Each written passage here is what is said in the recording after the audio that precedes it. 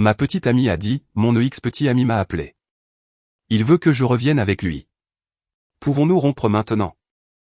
Un mois plus tard, elle m'a appelé en larmes. Le karma ne lui avait montré aucune pitié. J'ai 29 ans et mon ex-partenaire, Céleste, en a 27. Notre relation a duré 1 an et demi. Si quelqu'un m'avait demandé il y a 2 mois comment se passait ma vie, j'aurais répondu que je vivais l'une des meilleures périodes de ma vie. J'avais un travail stable, une relation calme et une routine qui, bien que simple, me rendait heureux. Je n'ai jamais été une personne qui avait besoin de grands luxes. Pour moi, il suffisait d'arriver le vendredi, d'aller dîner avec ma petite amie, de regarder un film le week-end, ou simplement de nous promener dans le parc en discutant de tout et de rien. Avec Céleste, tout semblait avancer naturellement. Nous ne parlions pas encore de mariage, mais nous discutions d'emménager ensemble lorsque nous aurions tous les deux un peu plus de stabilité financière. Nous avions même déjà calculé combien nous devions économiser pour louer un appartement plus grand que le mien. C'est pourquoi je n'aurais jamais imaginé que tout se terminerait du jour au lendemain. Dès le début, un sujet revenait constamment dans nos conversations, l'ex-petite amie de Céleste, nommée Émile. Selon Céleste, cette relation avait été un désastre du début à la fin. Elle me disait qu'ils avaient été ensemble pendant près de 3 ans et que les derniers mois avaient été particulièrement difficiles. Elle racontait qu'ils se disputaient pour tout, qu'il était immature, impulsif, et qu'il trouvait toujours le moyen de transformer un petit problème en une énorme dispute. Je me souviens de la première fois qu'elle m'en a parlé. Elle l'a fait presque avec soulagement. Je n'avais jamais rencontré quelqu'un d'aussi compliqué, m'a-t-elle dit un après-midi alors que nous prenions un café. Sortir de cette relation a été la meilleure chose que j'ai pu faire. Je n'ai pas posé trop de questions. Je n'ai jamais aimé trop fouiller dans les relations passées des gens. Nous avons tous une histoire avant de rencontrer quelqu'un. Et tant que cette histoire était vraiment du passé, je n'y voyais aucun problème. Avec le temps, cependant, j'ai commencé à remarquer quelque chose de curieux. Céleste parlait très fréquemment d'Émile, non pas parce qu'il lui manquait. Bien au contraire, c'était toujours pour le critiquer. Si nous regardions une émission où apparaissait une personne distraite, elle disait, c'était Émile. Il était incapable de faire quoi que ce soit correctement. Si nous parlions de quelqu'un d'irresponsable, elle faisait immédiatement la comparaison, il me rappelle mon ex. Si nous passions devant une moto de livraison, elle laissait échapper un commentaire comme, je suis sûr qu'Émile finirait par la casser. Au début, cela me semblait normal. Je pensais qu'elle était encore en train de digérer cette étape de sa vie. Mais au fil des mois, les critiques n'ont pas diminué. Au contraire, elles semblaient devenir plus spécifiques. Céleste travaillait comme barista dans un café bien connu du centre-ville. Elle aimait ce travail parce que l'ambiance était calme et que la plupart de ses collègues étaient des personnes avec qui elle s'entendait bien. J'avais l'habitude de lui rendre visite 1 ou 2 jours par semaine après le travail. Je commandais un café, nous parlions quelques minutes si l'endroit n'était pas trop bondé, puis je partais pour ne pas trop la distraire. Tout a changé lorsque l'entreprise où travaillait Émile a obtenu un contrat pour effectuer des livraisons à ce café. Du jour au lendemain, il a commencé à apparaître presque tous les jours. La première fois que Céleste m'en a parlé, elle est arrivée à mon appartement visiblement agacée. « Tu ne sais pas qui a commencé à venir travailler ?» Je l'ai regardée curieusement. « Qui ?» Elle a levé les yeux au ciel avant de répondre, « Émile. » Je pensais que cela la mettrait mal à l'aise. Je pensais qu'elle me dirait qu'elle essayait de changer d'horaire ou qu'elle parlerait à son patron pour éviter de le croiser, mais non. Au lieu de cela, elle a commencé à se moquer de lui. Il est entré en portant des cartons et a failli tous les laisser tomber. Elle a commencé à rire. L'idiot ne sait même pas travailler. J'ai souri aussi. Non pas parce que je trouvais le commentaire particulièrement drôle, mais parce que j'imaginais que c'était sa façon de minimiser la chose. Les jours suivants ont été les mêmes. Chaque fois que nous nous voyions, elle avait une nouvelle histoire sur Émile. Le garçon a mélangé un colis. Le garçon a failli trébucher à la porte.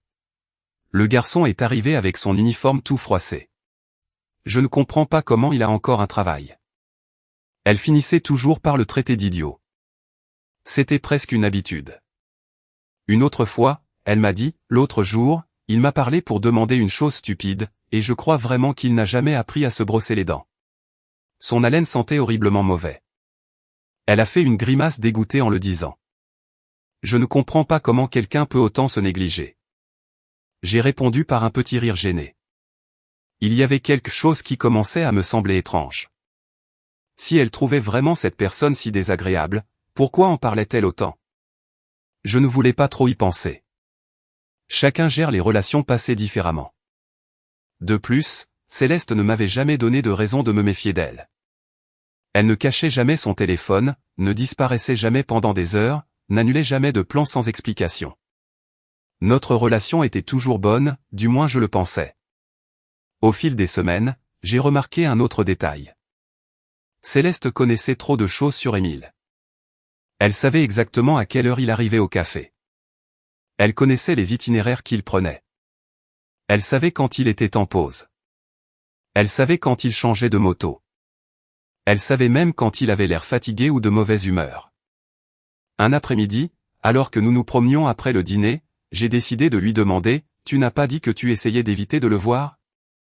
Elle a répondu avec une totale décontraction « C'est impossible. Il doit aller dans la réserve pour livrer les colis. » L'explication semblait logique. Je n'ai pas insisté. Je n'ai jamais été une personne jalouse. J'ai toujours pensé que lorsqu'on commence à se méfier de quelqu'un sans preuve, la relation est déjà vouée à l'échec. Je préfère faire confiance, et je faisais entièrement confiance à Céleste. Elle-même me disait souvent que l'une des choses qu'elle aimait le plus chez moi était que je n'essayais jamais de la contrôler. « Avec toi, je me sens en paix », m'a-t-elle dit un soir alors que nous regardions un film. Après tout ce que j'ai vécu avec Émile, j'avais besoin d'une relation calme. Ces mots m'ont fait sentir que tout était sur la bonne voie. Je n'aurais jamais imaginé qu'alors qu'elle me disait cela, les choses commençaient déjà à changer en elle. Tout s'est passé un mardi après-midi. Je terminais ma journée de travail quand j'ai reçu un message d'elle « Peux-tu venir chez moi aujourd'hui ? J'ai besoin de te parler. » Le message était très différent de ceux qu'elle m'envoyait habituellement. Il n'y avait pas de cœur. Pas de « tu me manques ». Pas d'émoji. Juste cette phrase. J'ai répondu que j'y allais.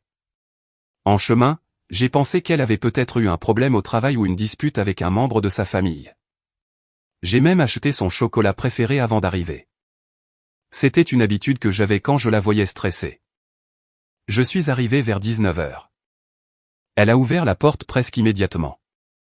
La première chose que j'ai remarquée, c'est qu'elle ne souriait pas. Elle ne m'a pas non plus serré dans ses bras. Elle s'est juste écartée pour me laisser passer. Merci d'être venu. Sa voix était étrangement sérieuse. Je suis entré et je me suis assis dans le salon. La maison était complètement silencieuse. Elle est restée assise en face de moi, les mains jointes et le regard fixé sur le sol. J'ai ressenti un malaise difficile à expliquer.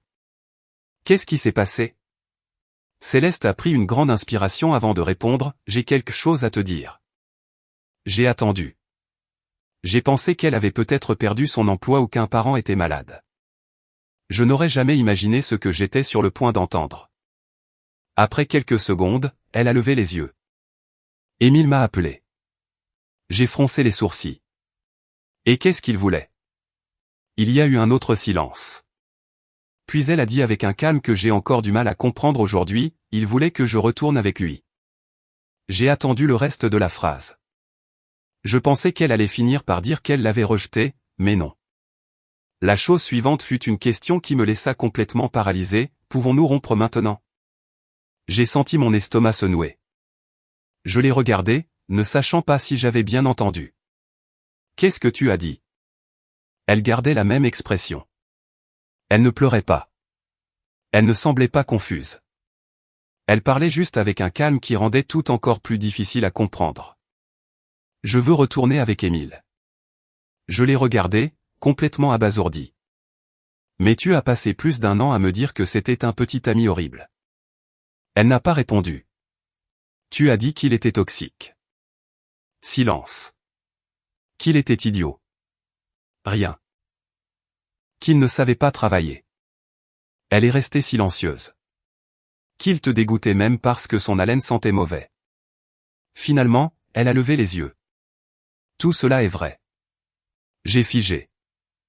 Elle a continué à parler, mais je ne peux pas contrôler ce que je ressens. Elle a pris une grande inspiration avant de continuer, Chaque fois que je le voyais entrer dans le café, je ressentais quelque chose que j'ai essayé d'ignorer pendant des semaines. Elle a regardé par la fenêtre. Je ne sais pas comment l'expliquer.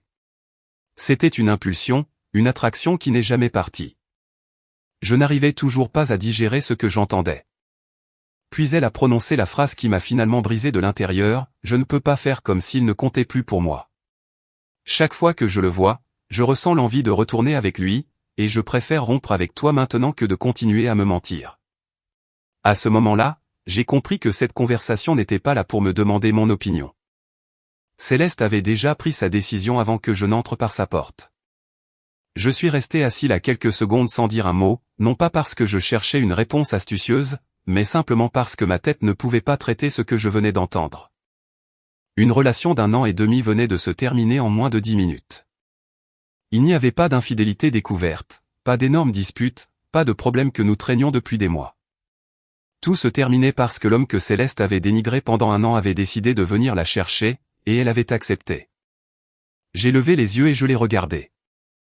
J'espérais trouver un signe de doute sur son visage, quelque chose qui me ferait croire que je pouvais encore la faire changer d'avis, mais non. Son expression était calme. Elle ressemblait à une personne qui avait déjà pris sa décision il y a des jours et qui ne faisait que remplir le devoir de le dire à voix haute. Je me suis levé lentement. Mes jambes semblaient lourdes. J'ai ramassé les clés que j'avais laissées sur la table en arrivant.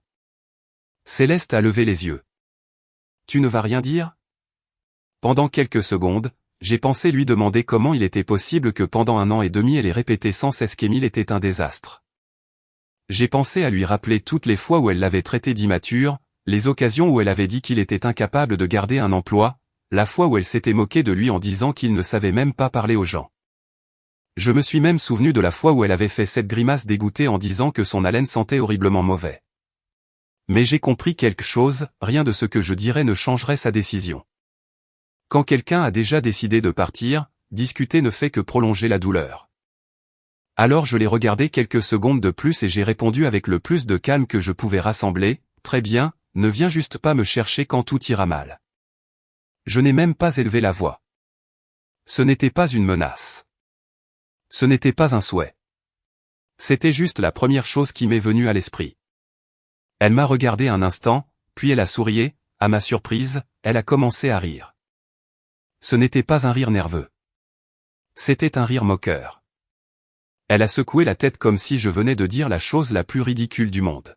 « Waouh, tu t'es avéré être si rancunier. » Je n'ai pas répondu. Elle a continué à parler, « Apprends à perdre face à un autre homme. » Ce furent les derniers mots que j'ai entendus d'elle avant de partir. Je n'ai pas tourné la tête.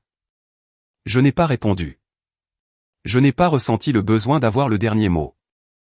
J'ai ouvert la porte et je suis juste parti. En descendant les escaliers, j'ai réalisé que je tenais toujours le sac avec le chocolat que je lui avais acheté avant d'arriver. Je l'ai regardé quelques secondes. J'étais passé par un magasin juste parce que je voulais la voir sourire. Quelle ironie. J'ai fini par le laisser sur un banc devant l'immeuble. Cela n'avait aucun sens de le prendre avec moi. Je suis monté dans ma voiture et j'ai roulé jusqu'à mon appartement. Je n'ai pas mis de musique. Je n'ai appelé personne. J'ai juste conduit en silence. Il y avait trop de questions dans ma tête. La principale était celle-ci, comment est-il possible que pendant 1 an et demi, elle ait si mal parlé d'Émile pour finalement retourner avec lui? Je n'ai trouvé aucune explication logique. Arrivé à mon appartement, la première chose que j'ai faite a été d'éteindre mon téléphone. Je ne voulais parler à personne. Je savais que si j'appelais un ami, je finirais par raconter toute l'histoire. Et honnêtement, je ne comprenais même pas moi-même ce qui s'était passé. J'ai très peu dormi cette nuit-là. Chaque fois que je fermais les yeux, je me souvenais du calme avec lequel elle m'avait dit « Je veux retourner avec lui ». Ce qui me faisait le plus mal n'était pas qu'elle ait choisi quelqu'un d'autre. Ce qui me détruisait, c'était de réaliser qu'elle y avait probablement pensé pendant des semaines tout en me voyant comme si de rien n'était. Le lendemain matin, j'ai allumé mon téléphone. Il y avait un seul message de Céleste. Ce n'était pas des excuses. Ce n'était pas une explication. Il disait juste « Merci de ta compréhension ». Je n'ai même pas répondu. J'ai supprimé le message, non pas parce que je voulais faire le dur, mais simplement parce qu'il n'y avait plus rien à dire. Les premiers jours ont été assez difficiles. Il y a eu des moments où, par habitude, je prenais mon téléphone pour lui envoyer un message. Puis je me rappelais que cela ne servait plus à rien. Je me suis aussi surpris plusieurs fois à vouloir lui raconter quelque chose qui s'était passé au travail. C'était incroyable de voir comment une personne pouvait faire partie de votre routine si longtemps et disparaître du jour au lendemain. Mais j'ai décidé de faire quelque chose. Je me suis promis de ne pas rester enfermé à m'apitoyer sur mon sort. J'ai commencé à accepter des heures supplémentaires au travail. J'ai recommencé à courir le matin. J'ai repris quelques livres que j'avais laissés à moitié lus. Le week-end, j'ai commencé à sortir avec des amis que j'avais à peine vus pendant ma relation. Je n'essayais de prouver quoi que ce soit à personne. Je voulais juste garder l'esprit occupé. 3 jours après la rupture, quelque chose est arrivé, et pour être honnête, je m'y attendais déjà. Un collègue m'a abordé pendant le déjeuner. « Et, tu as vu la nouvelle photo de profil de Céleste ?» J'ai secoué la tête. « Elle est avec Émile. » Je n'ai pas répondu. Quand je suis rentré à la maison, j'ai été curieux. Je suis allé sur l'application et en effet, elle avait changé la photo où nous apparaissions ensemble. Maintenant, elle étreignait Émile, souriant comme si je n'avais jamais existé. Je ne vais pas mentir, cela m'a fait mal. Non pas parce qu'elle avait changé une photo, mais à cause de la rapidité. Seulement 3 jours s'étaient écoulés. 3. C'est là que j'ai compris que la décision avait probablement été prise depuis un certain temps. Cette même nuit, j'ai supprimé Céleste de tous mes réseaux sociaux. Je ne l'ai pas bloquée. Je n'ai pas posté de pics subtils. Je n'ai pas écrit de citations rancunières. Je l'ai simplement désabonnée. Je pensais que c'était le meilleur moyen de clore ce chapitre. Cependant, cela n'a pas empêché certaines personnes de me raconter des choses. Non pas parce que je le demandais, mais parce que plusieurs amis en commun l'avaient toujours ajouté. Tous les 2 ou 3 jours, quelqu'un me disait quelque chose de similaire, elle a posté une photo avec Émile au restaurant. Maintenant, ils sont allés au cinéma. Elle a posté une story où il lui a apporté des fleurs. Elle en a posté une autre où ils prennent un café. Au début, ces conversations m'agaçaient. Puis j'ai simplement répondu par un « c'est bien » et j'ai changé de sujet. Au fil des jours, ils ont cessé de m'en parler. Je suppose qu'ils ont compris que je ne voulais plus rien savoir. Bien que, pour une raison quelconque, des informations continuaient de me parvenir. Un collègue m'a dit en riant, « Je crois que Céleste a déjà transformé ses réseaux sociaux en un album Émile. » Je lui ai demandé pourquoi. Parce que chaque jour elle poste quelque chose avec lui, chaque jour au petit déjeuner, en mangeant au parc, au cinéma, au supermarché, dans un café. Il semblait que chaque sortie devait devenir une publication. J'ai juste écouté. Je ne ressentais plus le besoin de vérifier quoi que ce soit. Si elle avait décidé de retourner avec l'homme qui, selon ses propres mots, était un désastre, c'était son problème, ma vie devait continuer. Et peu à peu, elle a commencé à le faire. Les semaines passaient. Le travail se passait bien. J'avais repris l'habitude de faire de l'exercice. J'avais même commencé à mieux dormir. Je ne vais pas dire que je l'avais déjà oublié. Je mentirais. Il y avait encore des moments où je me souvenais d'une conversation ou d'un endroit où nous étions allés ensemble. Mais ce n'était plus cette douleur constante des premiers jours. C'était plus un sentiment de déception. Rien de plus, jusqu'à ce que quelque chose de curieux se produise. Un samedi, alors que je prenais mon petit déjeuner avec un ami, il a abordé le sujet sans que je le demande, et « Céleste va bien ?» Je l'ai regardé, confus. Je n'en ai aucune idée. C'est juste qu'elle a arrêté de poster des choses. J'ai haussé les épaules. Ça me semble bizarre. Pendant un mois, elle a posté des photos avec Émile quotidiennement, littéralement quotidiennement, et soudain plus rien. Je n'y ai pas attaché d'importance. J'ai pensé qu'elle s'était simplement lassée de posters. Ou peut-être qu'elle avait décidé de profiter de sa relation sans l'afficher tout le temps. Il y avait de nombreuses explications possibles, alors j'ai continué ma vie. Les jours ont continué de passer. Personne n'a plus mentionné Céleste, et pour la première fois depuis la rupture, j'ai senti que tout cela commençait à être laissé derrière moi. Je n'avais aucune idée que ce silence soudain sur ses réseaux sociaux ne signifiait pas que tout allait bien. En réalité, c'était le début de quelque chose que je n'aurais jamais imaginé, et qui allait très bientôt la ramener à composer mon numéro.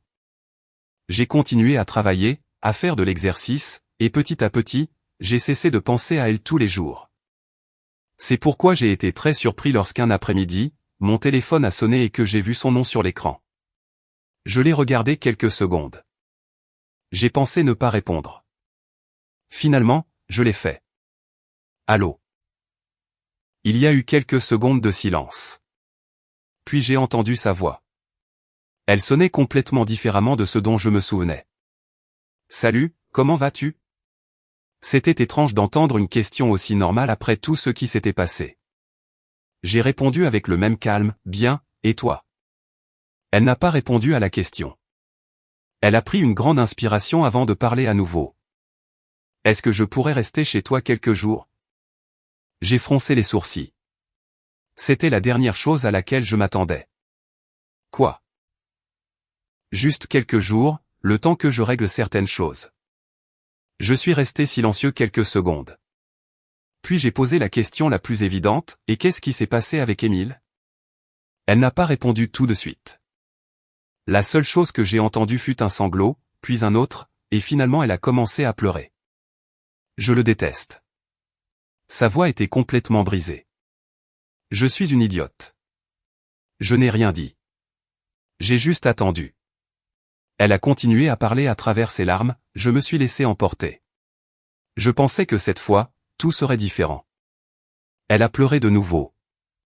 Nous avons recommencé à sortir ensemble et nous avons eu des relations sexuelles au travail. Elle s'est tue quelques secondes. On nous a surpris. J'ai ressenti un petit sursaut. Ils nous ont tous les deux licenciés le même jour. Elle a continué à parler, presque à bout de souffle, comme aucun de nous n'avait de travail, je suis allé vivre chez lui. J'ai continué à écouter. Il m'emmenait au restaurant. Il me disait qu'il allait s'occuper de tout, que je ne devais pas m'inquiéter pour l'argent. Elle a pleuré de nouveau. Nous avons même ouvert un compte joint parce qu'il disait que c'était une façon de montrer la confiance. Je commençais déjà à imaginer où l'histoire allait. Puis je l'ai entendu essayer de retenir ses sanglots, il y a 4 jours, il m'a dit d'aller acheter des courses pour toute la semaine. Elle a fait une autre pause. Quand je suis rentré, sa voix s'est brisée de nouveau, l'appartement était vide. Je ne comprends pas vide. Oui, complètement vide. Elle pleurait tellement qu'elle pouvait à peine parler par moments. Il n'a pas laissé un seul meuble. Quoi? Rien? Comment ça, rien? Il a pris le lit, le réfrigérateur, la télévision, la table, les chaises, même les ustensiles de cuisine. Je n'arrivais pas à croire ce que j'entendais. En 3 heures, il a vidé tout l'appartement. Elle a respiré lourdement. Il a aussi pris tout l'argent du compte joint. Je n'ai rien, Damien. Rien. Je dors par terre parce que je n'ai plus de lit et je ne peux plus payer le loyer. Il y a eu quelques secondes de silence. Puis j'ai répondu avec le plus de sarcasme que je pouvais rassembler, eh bien, j'ai pris une inspiration, ça a dû être une énorme surprise de découvrir que le salaud d'ex-petit ami dont tu me disais depuis 1 an et demi qu'il était un salaud s'est finalement comporté exactement comme un salaud. Je suis resté silencieux une seconde. Je ne l'aurais jamais imaginé. Elle a commencé à pleurer encore plus fort, je sais. J'ai été stupide. Je n'ai pas répondu. Elle a continué désespérément, je sais que nous n'aurions pas dû finir comme ça. Comprends-moi. C'était mes impulsions. Elle a respiré difficilement. Je ne voulais vraiment pas te faire de mal. Puis elle a dit quelque chose qui, honnêtement, m'a fait arrêter de la prendre au sérieux, en fait, je soupçonne Émile de m'avoir fait une sorte de sorcellerie. J'ai cligné des yeux. Quoi? Oui, un sort d'amour ou quelque chose comme ça. Ce que je ressentais quand je le voyais n'était pas normal. C'était comme si je ne pouvais pas contrôler ma tête. J'ai dû retenir un rire incrédule. La sorcellerie. Après tout ce qu'elle avait fait, c'était son explication. Elle a continué, s'il te plaît, laisse-moi rester avec toi juste quelques jours. Je te promets que je chercherai un autre endroit après. J'ai fermé les yeux un instant. Je me suis parfaitement souvenu de la dernière fois que je l'avais vue, apprend à perdre face à un autre homme. Ces mots étaient encore très présents. J'ai ouvert les yeux et j'ai répondu calmement, non. Elle s'est tue. J'ai continué à parler, jamais. Alors, ne me dérange plus. J'ai pensé que la conversation se terminerait là, mais elle a alors dit quelque chose qui m'a fait froncer les sourcils, je vais camper devant ta maison jusqu'à ce que tu me laisses entrer. Avant que je puisse répondre, elle a raccroché. J'ai regardé le téléphone quelques secondes. Honnêtement, je pensais que ce n'était qu'une menace impulsive. Alors, j'ai continué à travailler. Quand j'ai fini mon service, j'ai conduit jusqu'à mon appartement comme n'importe quel autre jour. Mais dès que j'ai garé la voiture, j'ai compris qu'elle ne plaisantait pas. Elle était là, assise sur une valise avec un sac à dos à côté d'elle. En me voyant, elle a immédiatement levé la tête, s'est levée et s'est dirigée vers moi. « Damien, s'il te plaît. » J'ai continué à marcher. « Nous devons parler. » Je n'ai pas répondu. « Écoute-moi juste 5 minutes. » J'ai sorti mes clés, ouvert la porte de l'immeuble. Elle m'a suivi. « S'il te plaît. » Je suis entré, j'ai monté les escaliers, j'ai ouvert la porte de mon appartement, je suis entré et je l'ai fermée. Je ne lui ai pas dit un seul mot. Pendant les minutes qui ont suivi, je l'ai entendu frapper à la porte. D'abord doucement, puis un peu plus fort. « Damien, s'il te plaît, laisse-moi juste entrer pour cette nuit. » Je n'ai pas répondu. J'ai fait un café. Je me suis assis près de la fenêtre. Environ 1 heure plus tard, une énorme tempête a éclaté. Il pleuvait très fort. Le vent frappait les fenêtres. La température a pas mal chuté. J'ai de nouveau entendu sa voix de l'extérieur. Cette fois, elle pleurait. « Damien, il fait si froid. S'il te plaît, juste pour cette nuit. » Je suis allé à la fenêtre. Je l'ai vue complètement trempée. Elle essayait de se couvrir avec une veste déjà totalement mouillée. Un instant, nos regards se sont croisés. Elle a de nouveau plaidé, « S'il te plaît, je n'ai nulle part où aller. » Je tenais toujours ma tasse de café chaud. Je l'ai regardée quelques secondes. Puis j'ai fermé le rideau. Je me suis rassis et j'ai continué à boire mon café en silence. Je n'ai pas ressenti de satisfaction. Je n'ai pas non plus ressenti de pitié. Je me suis juste souvenu de la dernière phrase qu'elle m'avait dite avant de quitter notre relation, « Apprends à perdre face à un autre homme. » Cette nuit-là, elle a continué à frapper à la porte longtemps. Petit à petit, les coups ont cessé. Je ne sais pas quand elle a arrêté d'insister. Le lendemain matin, avant d'aller travailler, j'ai ouvert la porte.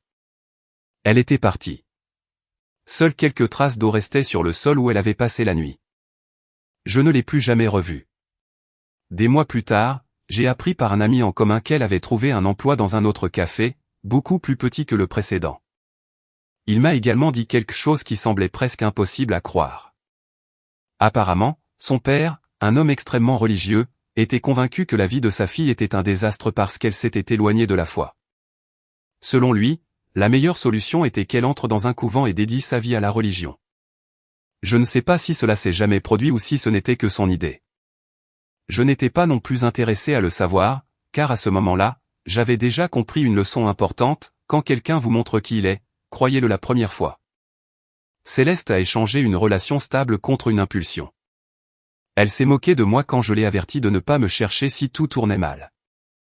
Et quand c'est exactement ce qui s'est passé, elle s'attendait à ce que je répare les conséquences des décisions qu'elle avait elle-même prises. Mais il y a des erreurs qui ne peuvent pas être réparées avec des excuses. Et il y a des portes qui, une fois fermées, ne devraient plus jamais être rouvertes.